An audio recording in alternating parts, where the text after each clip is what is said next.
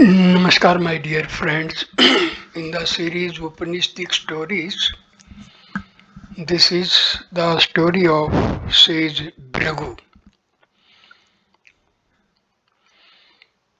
This story is from Taittiriya Upanishad of Krishna Yajurveda. Whoever is conversant with Vedic literature will frequently hear of the twin deities of Mitra and Varuna, the one presiding over the day and the other over the night. As is the custom now, in those days also people named their children after the deities whom they honored. That's how there came to be in olden days a great sage known as Varuna. He was well versed in the Vedas. His reputation for scholarship and spiritual insight had spread far and wide, as though in response to his prayer, heavens have heavens had blessed him with a large concourse of brahmacharis who came to him to be initiated in the knowledge of the absolute.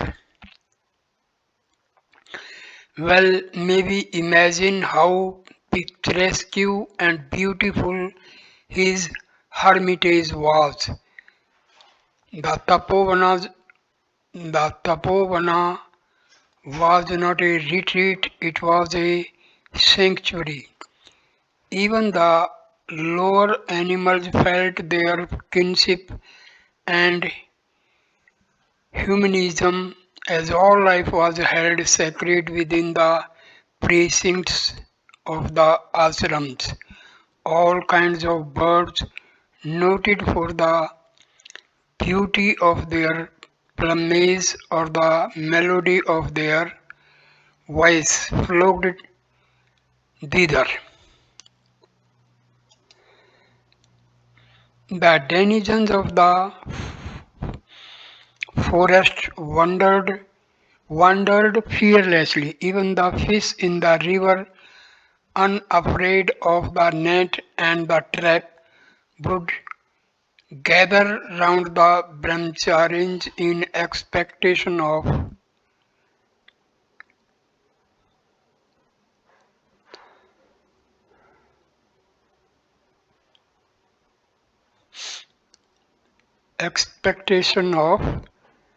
verified truth, and poetry mingled here for it with dedicated to the pursuit of the supreme truth of Brahma.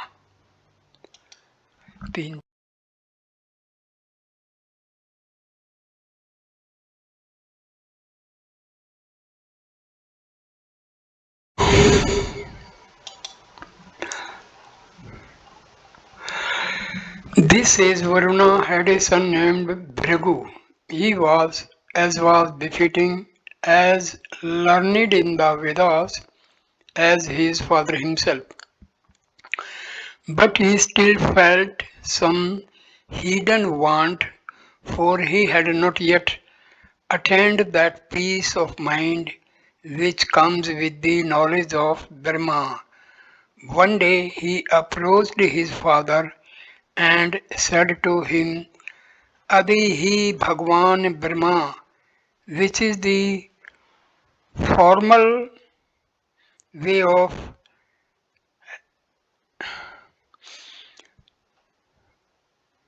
which is the formal way of requesting a spiritual preceptor when disciple seeks initiation.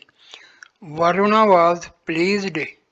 It was easy for him to give a ready-made conclusion, but he did not wish to deprive his son of the thrill of discovery and of the conviction that comes in the wake of a felt experience like a scientist working in a laboratory with various precision instruments around him. Varuna was working in the laboratory of life with the perfected faculties of man as his precision instruments. He therefore said to him, "You have the material environment around you and the organs of sense perception and the mind and intellect with you. Make use of them, perfect them, unify your faculties, and when you have attained perfect coordination of body and mind, direct all your faculties towards the awareness of the Absolute. This is called Tapasya. Come and tell me what discovery you make in order that your quest might be fruitful. I will clarify your problem for you and give you the proper direction. Find that in which all life begins is continued and ended, and know that to be Brahma.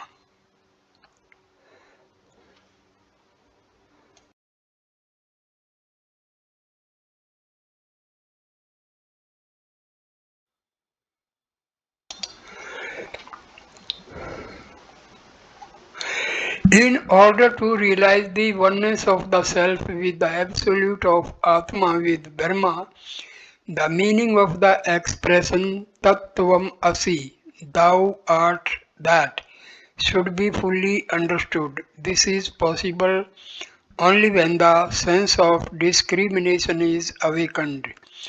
Discrimination shows us that the Indriyas are not the self.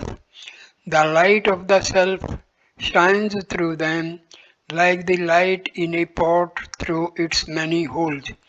Without this conscious witness who is other than the body, no amount of endeavor on the part of the body would be fruitful. One knows the significance of the expression Tavam thou when one knows oneself as the witnessing consciousness. All life is finally withdrawn into it. That is the distinctive characteristic of Tattva. Like a modern scientist who makes use of what is called the heuristic method, Bhrigu set out on his grand adventure. After prolonged tapasya, he came to the conclusion that Brahma is matter, for all objects arise out of matter, are sustained by it, and finally at death change into other forms of matter. And what is man but the quintessence of dust?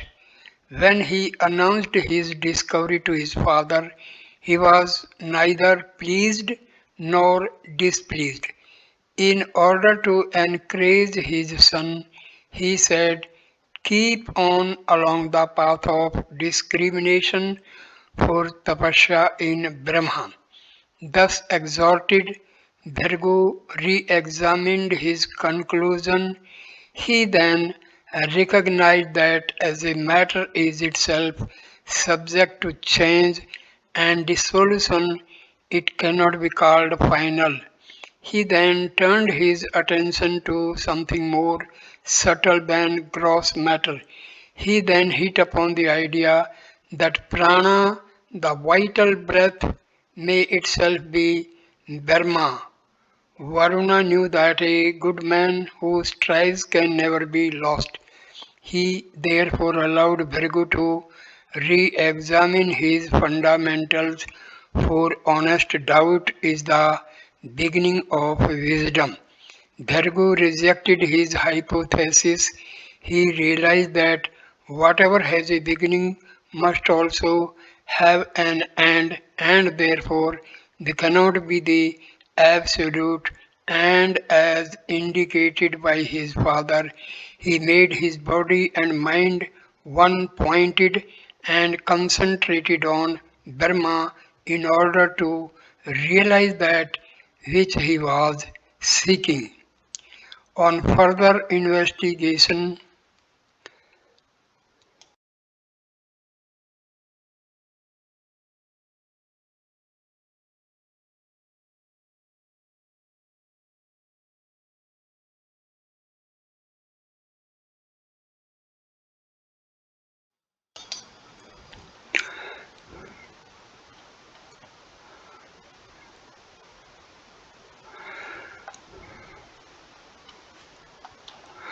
On further investigation, he came to the conclusion that the vital breath as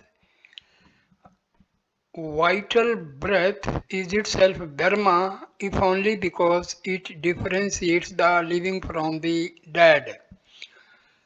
Although he was proceeding along the right direction from the gross to the subtle, it was not the end of the journey, but it was also open to the same objection because energy also is subject to change and therefore cannot be dharma, which is eternal and of the nature of pure consciousness.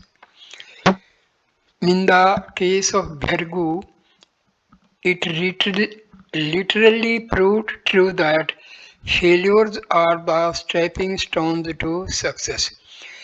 As he was exhorted by his father to persevere in the same method of investigation, he continued to practice tapasya and wait for the moment of inspiration. He identified he identified Dharma with the mind, but he had to reject that hypothesis because the mind is not sure of Dharma.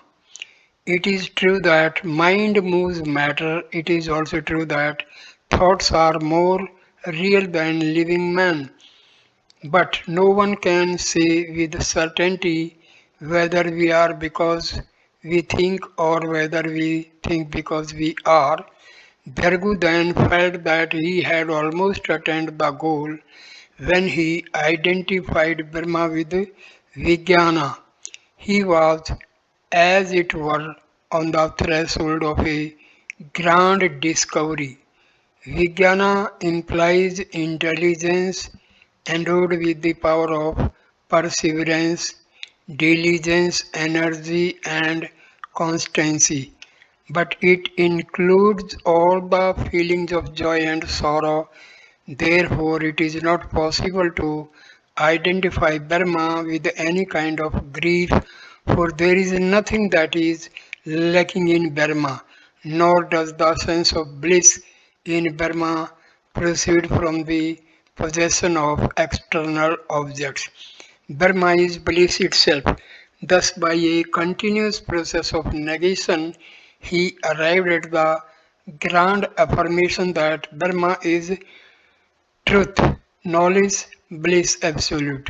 Where there is no truth, there is neither knowledge nor bliss, and where there is no knowledge, there is neither truth nor bliss, and where there is no bliss, there is neither truth nor knowledge. As any one of these implies the existence of the other two in their plentitude, he announced to his father that he has found out that Brahma is bliss.